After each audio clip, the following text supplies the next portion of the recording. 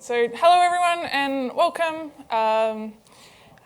Before I get started, I'd like to acknowledge the traditional owners of the land on which we meet, the Gadigal people of the Eora Nation, and I'd like to pay my respect to their elders past and present. So today I'm going to be talking about the story of a project that I worked on earlier this year that surprisingly went well. I talk a lot about all the things that go wrong and all the incidents because they're interesting and fun and you learn cool things. But I thought maybe it would be useful just this once to talk about a project that actually worked out and went well and have an example of how to do this where you don't end up being paged at 3 a.m.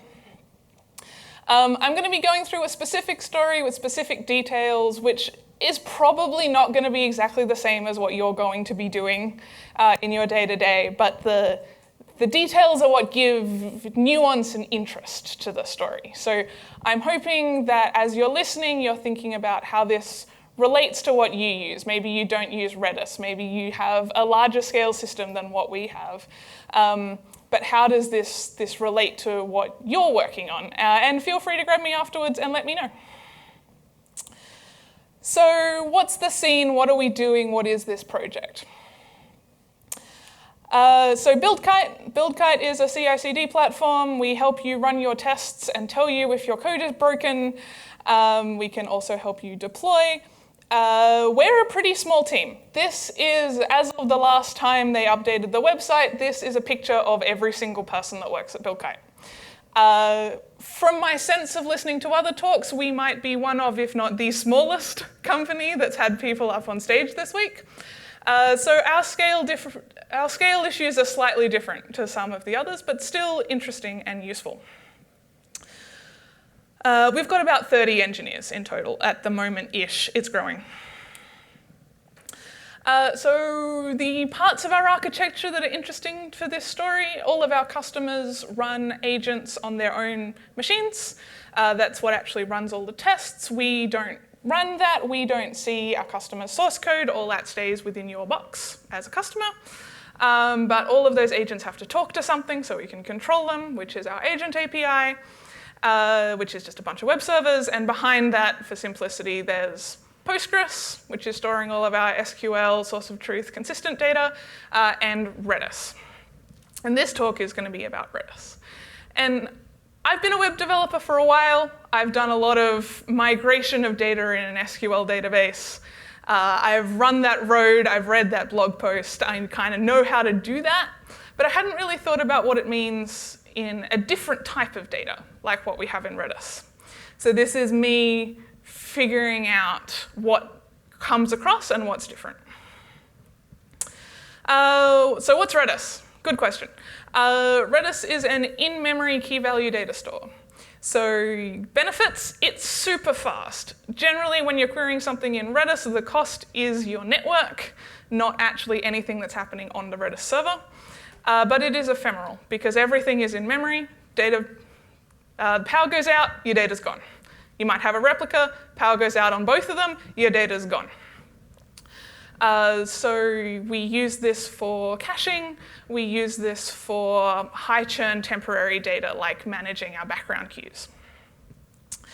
We have lots of these servers. Back in March, we had a problem with one of them where it ran out of CPU. So in the top left diagram here, we have the latency of our endpoint. It's jumping up from 100, 200 milliseconds to like 7 seconds, which is kind of bad. And in the bottom right, we have our CPU picture for our Redis instance. They're not time aligned because the screenshots aren't time aligned, so I just didn't even try.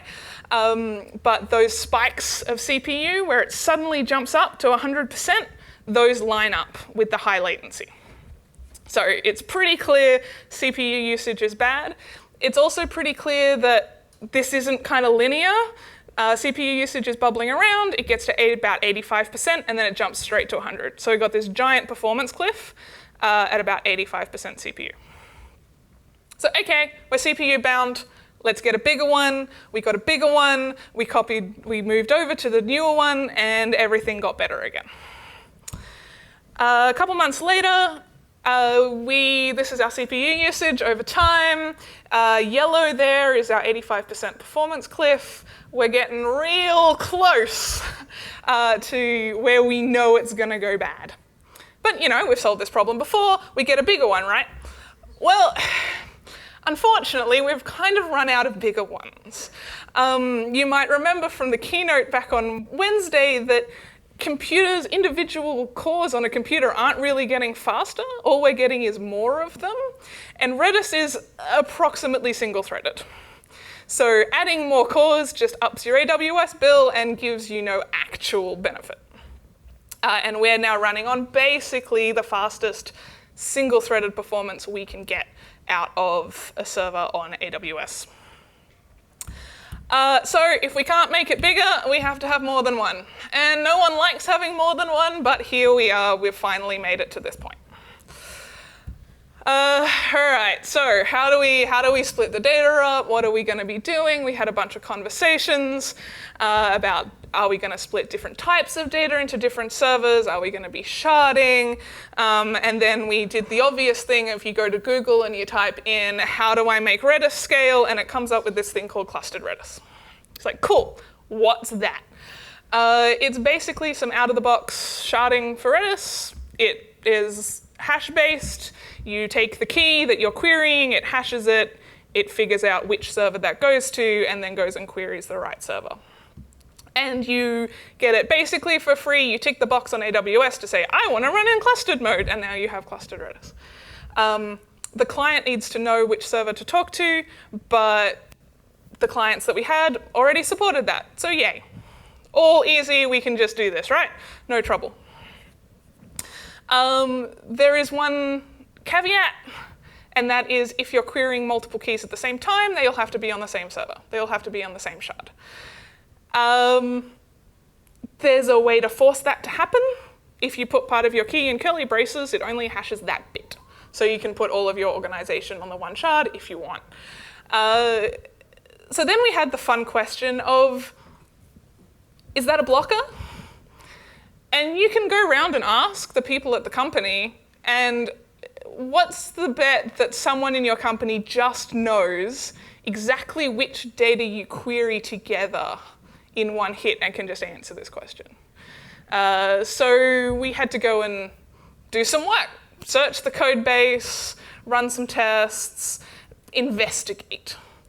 And we had a little bit of back and forth of, like, is this bad that we didn't just know? But this is software development as we know it, right? This is a complex data.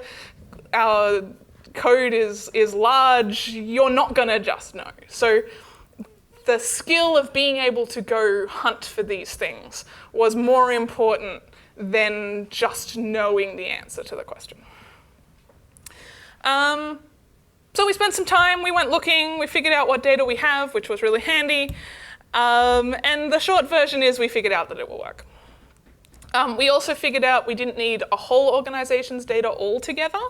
We could actually split that by type of data. We had like a bunch of different caches going on, and we could have each cache separately split by organization, which we have a couple of very big customers and then a whole bunch of very small customers, and we really didn't want to have all the data for some of our large customers all together, particularly if like the top two ended up hashing to the same shard. That would be not really solve our problems, right? Because we're not really load balancing anymore. So this worked for us, but having that question of what data needs to be together, what data can we split, that's your classic sharding question, and it is not easy. It depends on your usage. You have to sit down and hash it out with some people and have some interesting conversations. So we figured it out. We figured out a solution that seems like it's going to solve our problems. It's going to be feasible to implement. It's going to be worth our time because we keep getting more customers and load keeps going up, so we're going to have to solve this problem. Now we just do it, right? Just make it go. Just is doing the requisite amount of heavy lifting that it always does. There's a lot of bits here. I cut out some various parts of this that I thought were not so interesting.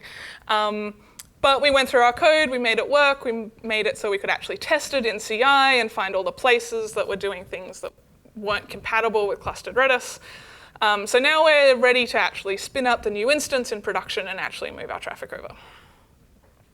And now we've got this interesting question of how hard is this migration going to be for us today? Because this instance, it has a name in our structure. It's called Redis_cache.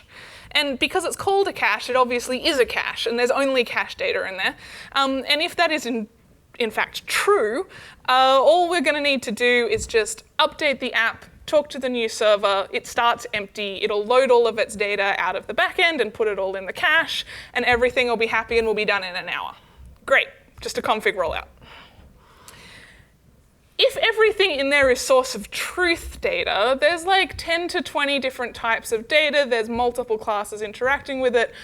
For each of those pieces of data, we're going to have to make sure we write all updates to each place and then backfill all the old data over and then make sure that we're no longer writing to the old place and then we can actually delete it. And that's a much, much longer process. My back of the envelope calculation is that this would take me about 2 to 3 months to do. And I'd really rather the 1 hour over the 3 months to get the same outcome, if at all possible. So the actual process of moving our data depends on what type of data we have. And we don't want to do work that we don't need, but we also don't want to lose data that we did in fact need and find out afterwards that we did need that data, but sorry, it's gone. So what type of data did we in fact find? Well, we obviously did find the source of truth data because there's always source of truth data everywhere. Most of the source of truth data actually has an expiry on it, which was convenient. It lets us skip a step, lets us speed up the process. Because if all your data is expiring after an hour, you just have to wait an hour and there's no old data to have to backfill. And then there was the cache data. And given we were worried about how we're migrating this, I split these into 2 different types. There's the cache that's only there just to speed up some queries. And if it goes away, you'll fall back to the database. And it'll be a little bit slow, but maybe it'll only be a little bit slow for a little while it's filling up the cache. And maybe, the one customer who's super antsy about performance might complain, but everyone else isn't even going to notice. And then there's the cache that is providing necessary capacity for your system. And if this cache goes away, you're just going to overload your database and everything is going to crumble. You're going to have cascading failure, all sorts of other things that depend on your database are also going to fail, and that would be a bad time. Also, amusingly, there's a 0.5, because always there's a 0.5, and that's the dead code, because, I spent so long trying to find what used certain things to find that actually the answer was nothing. So I got to delete some code, and I always love deleting code. So how do you know if something's a capacity cache? How do you know if you have to do it the hard way? I mean, the short answer is you don't. Like, if you just look at the code, there's no way to tell. And if your system is working as per normal, you've got your 95% cache hit rate, you're not being able to tell what happens if the cache goes away. But you can guess if you've had incidents where your cache has disappeared, you can look there. If you want to simulate your cache going away, there was great talk earlier on chaos engineering, you can try that out. You can do your load tests and crunch some numbers and be like, oh, my database can handle X requests per second, but if we were fully cache miss, then it'd be 10x requests per second. Okay, this is a capacity cache. So this also led to some debates. For some things, obviously weren't. But some things were a bit more debatable, and do we take the time? Do we take the time to do this slowly, or can we do it the fast way? But for us, we have had past incidents where the cache went away. You may remember from slide 3 where our cache was really sad. So we do in fact know that this cache is important, and at least some of the data in there is a capacity cache. So how do we migrate all of our data? Obviously stuff that's just a pure performance cache, we don't have to copy over. We can just start using the new data store. Stuff that's source of truth, we go through the whole shebang and are sad about it. For our capacity cache stuff, the way we ended up doing it was migrating 1% of traffic over to the new cache so it would warm up. And that 1% of traffic wasn't enough to overload our backend services, wouldn't overload Postgres. And over time, the two caches would end up having mostly the same data in them, and then we could migrate the rest of the traffic. And this had the benefit that migrating 1% of traffic would also let us know if anything was going to go wrong, and would only affect 1% of people. We had debates about, should it be 1% of users, 1% of organizations, 1% of what? Because the goal was to warm up the new cache, it was just a random 1%. We didn't want to migrate 1%. Well, one of the other things we wanted was a retry to succeed. If something was actually wrong, our clients do lots of retrying, and we would like a retry to work the second time. So we wanted it to be fully random. Also, interestingly, we're newish on these kinds of large-scale infrastructure migrations at Buildkite, and we didn't actually have the capacity to do percentage-based rollouts yet at the time that I was implementing this.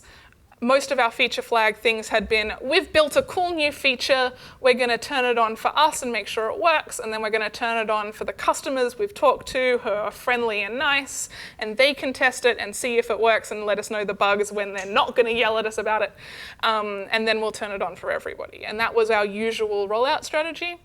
Whereas for this, we actually wanted to be like 1%. Whereas for like a new web page, you're not going to give it to 1% of users, because then someone and the person sitting next to them see different things. So yeah, we actually added percentage-based rollouts to our capability. And that has been super useful for later projects. We've been using that a lot, and it was very useful to have taken the time to do that in a way that was going to help future us. I also got one of my favorite code review comments of, we had this cache that protects a single database lookup. It had a very hot part of our database, and this cache was protecting looking at one row in our database. And I had a feature flag to be like, which cache should I look up? And behind the scenes, that feature flag is doing a database lookup. So I was protecting a database lookup by doing a database lookup. And one of the principal engineers on the team was like, maybe this isn't going to work quite the way that you intended. Like, good point. So we also had to think about a way to have cheap feature flags that was actually going to work. So we added the ability to have feature flags in Redis rather than in Postgres, and the ability to cache the results of feature flags in memory for like 30 seconds or a minute, just to stop hammering the backends for 100,000 requests per second. Is this flag on? Is this flag on? Is this flag on? Is this flag on? And the answer is always the same, right? So that was fun, like side effects of this project that again helped lots of other projects we've worked on since. So we did it. In the preamble, I said that it worked, and it did. It took longer than I wanted to. Percentage-based rollouts are slower than being able to just cut everything over, but we did get there in the end. And when I say it was done, I'd always get the response of, okay, so we've turned off the old one, right? And I'm like, well, done in a more fuzzy sense than that. So this is our CPU utilization after the migration. The dark red line is the old cache, It's still there, it's still doing stuff. We have not migrated all of the data off it, but we have migrated enough that it's now peaking at about 60% CPU, when 85 was when everything goes horribly wrong. And this is the reminder that while we called the project the clustered Redis migration, the purpose of the project was not to migrate to clustered Redis. The purpose of the migration was to have enough headroom in our infrastructure to be able to serve our users and to know how we're going to resolve problems of CPU overload in the future. Now we know how. If we get close to that line, we can migrate more stuff if we need to. Also, interestingly, so the dark red line, the tall one, is the old server. The other, you probably can't see from the back, but there's 3 lines, 3 orange lines of different shades. Those are the 3 shards, and they're not all the same. One of them's a little higher than the other, and that's because we are actually clustering some of our data together. But they're also pretty well grouped. So we did a decent job on figuring out how to load balance our shards. But these 3 were all actually sitting directly on top of each other for the first bits, which didn't have any of that clustering. And then once I migrated the first data that was actually grouped by organization, suddenly they split out. And it was good to be able to see the effect of what I thought it would do, and it did in fact do that. So it's nice to see the monitoring confirming your assumptions when normally it's yelling at me that my assumptions were wrong. So when I was trying to come up with how to conclude this, I can come up with some answers for what I thought was interesting that kind of precipitated what I decided to include. But again, this is a real story with real things that were happening, and so there isn't always just like a super neat bow on top answer to this is the moral of the story. But these were the things that I thought I'd put on. Investigating what you have is super valuable and super interesting. If we hadn't have dug into it, we probably would have either cut over to the new server and just deleted all the old data and then realized 3 days later that there was in fact source of truth data in there and that was actually bad, but all that data was now gone. Or we would have done it the super slow way and it would have taken a month or 2 longer. So actually taking the time to investigate what we have and do our migration in a way that actually suits the data was super valuable. And as a byproduct, we now have a document that lists all of the types of data and all of the things that we have in there, which will get out of date. Like in 6 months, it's going to be wrong, but at least it's like helpful wrong, hopefully, for the next person. Remembering the goal of the project, we finished early. We didn't migrate all of the stuff, but we migrated enough of the stuff. This thing hasn't paged again.